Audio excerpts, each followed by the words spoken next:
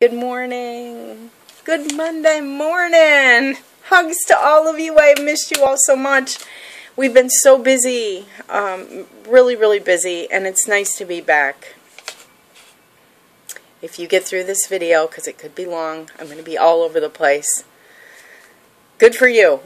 If you can't, back away from it. No hurt feelings. I made notes because I've got a lot to talk to you about. So, and that, it's a hair day. It's a hair day. I got to go do it, and I'm just too tired to do it. So, speaking of which, tired.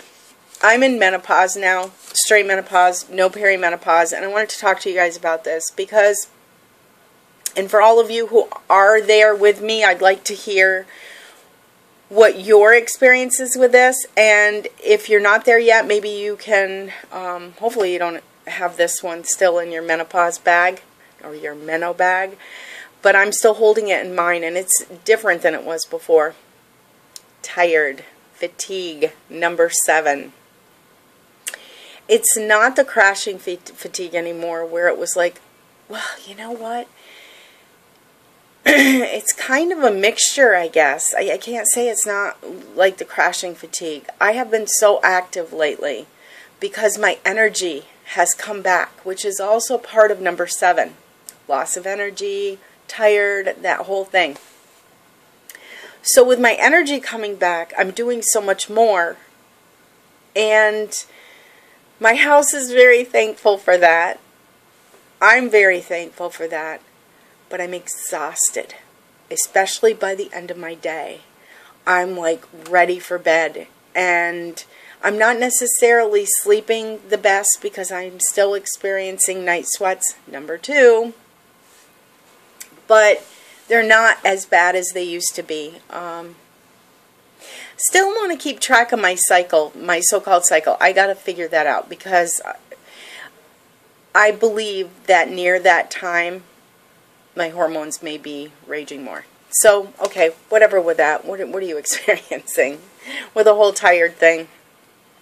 Also, I don't know if I'm just a slow learner when it comes to life in general, but it takes me some time. It really takes somebody explaining things to me for me to get it. It does. I'm not just, okay, I hear it and I've got it. And we've been in operation now for almost 3 years, and I always preach the 3 things. Drink water. Where's mine? Well, I've got an empty glass right there. I've got to fill it back up. Drink water, eat healthier foods, and exercise. And I know those things are important in life in general. But after my last doctor's visit, which was this past week, it finally clicked in.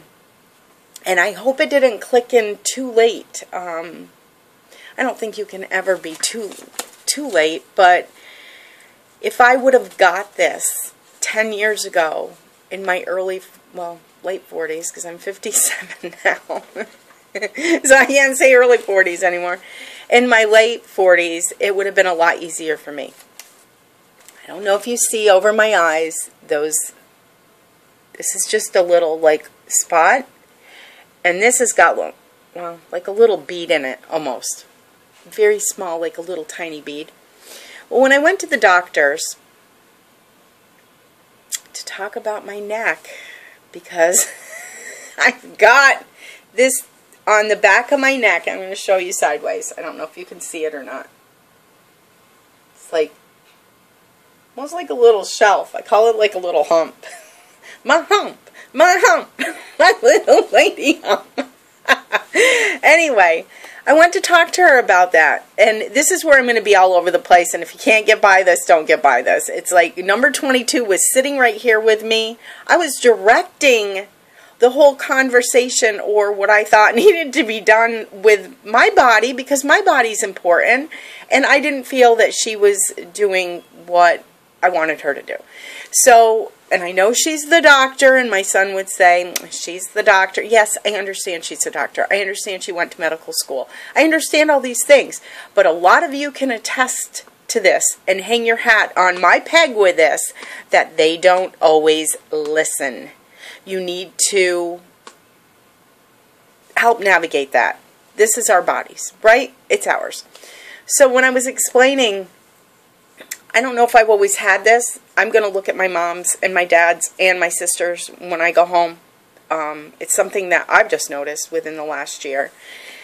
She said she'd be concerned if I didn't have that. And I said, well, it's kind of jutting out. It's jutting out. What is that? She said, well, I have that too. She showed me hers. Hers is flat.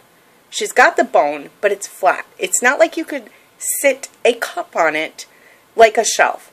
So anyway, after I look at my family's, if theirs is the same, then I'll know it's hereditary. If it's not, or genetic, whatever. If it's not, I'm going to go see someone else and get a second opinion on it.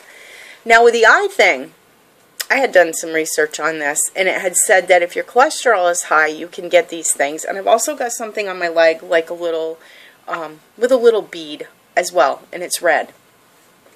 So my cholesterol is normally high anyway.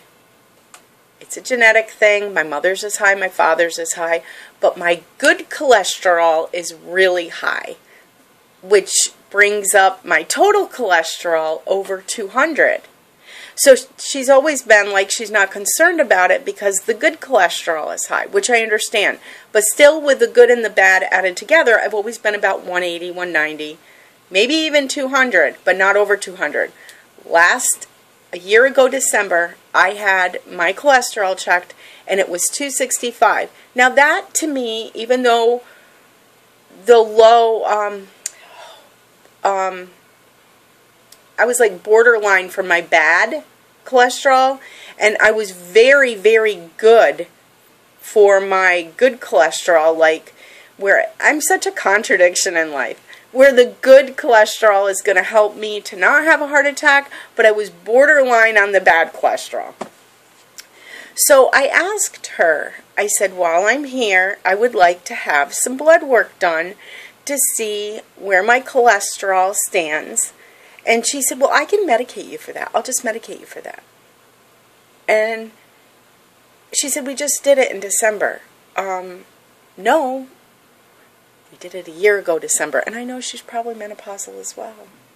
So we have two menopausal women.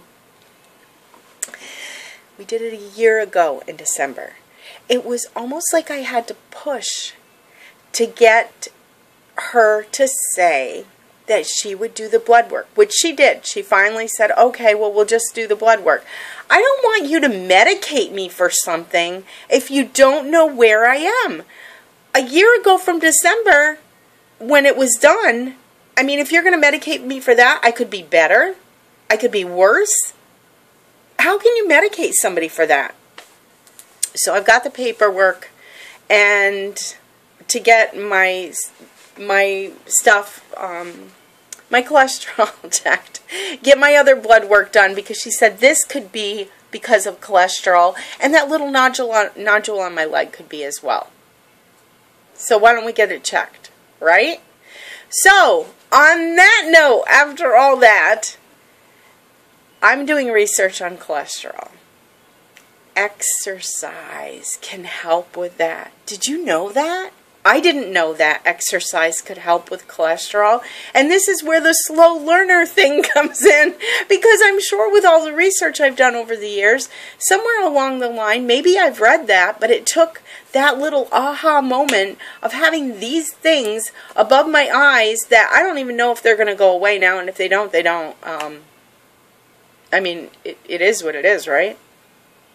But exercise can help with that.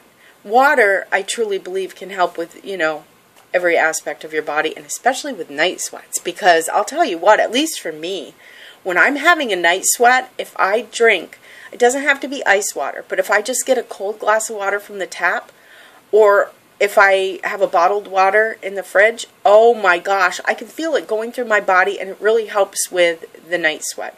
For me. Once again, talk to your doctor and see what would work for you. But I'm sure the three things: eating right, means putting those Big Macs and Whoppers down. Seriously, it's like all those fatty foods. And I'm not saying that necessarily just fast food in general. You know, we've eliminated a lot of that from our life. And when we do travel, we try to eat a little more, make our choices a little bit better.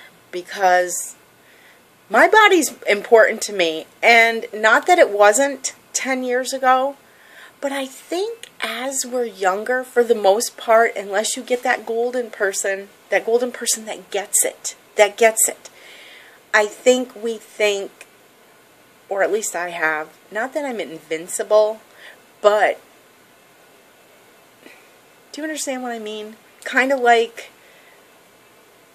we're in our 40s. We got many years ahead, or so we hope. You're in your 30s. You have many years ahead. 20s, a whole bunch of years ahead. And then you hit in your 50s. And I'm 57. I'll be 58 in a couple months. And it's like 60's knocking at my door. And yes, I'm going to rock 60. I'm not going down without a fight in life. I'm truly not. But entering into your 50s is so different than entering into your 60s. You got 70s right around the corner. And I try to think of Betty White as a role model for me, as an older woman role model. Try to think of Betty White. Look at, and not just because she's an actress, but just because of what she's doing in her life. She's active. She does things, active mentally and physically. And then you see these people who all they do in their 60s, 70s, 80s, 90s, whatever, is watch life through the window from their chairs. I don't want to do that. I want to be healthy mentally and physically. And you know what? A big part of that, I know we all have an expiration date, and you probably can't change that. I truly believe that. We all have that. But I'm in charge of how healthy I'm going to be until that time. And I want to choose exercise,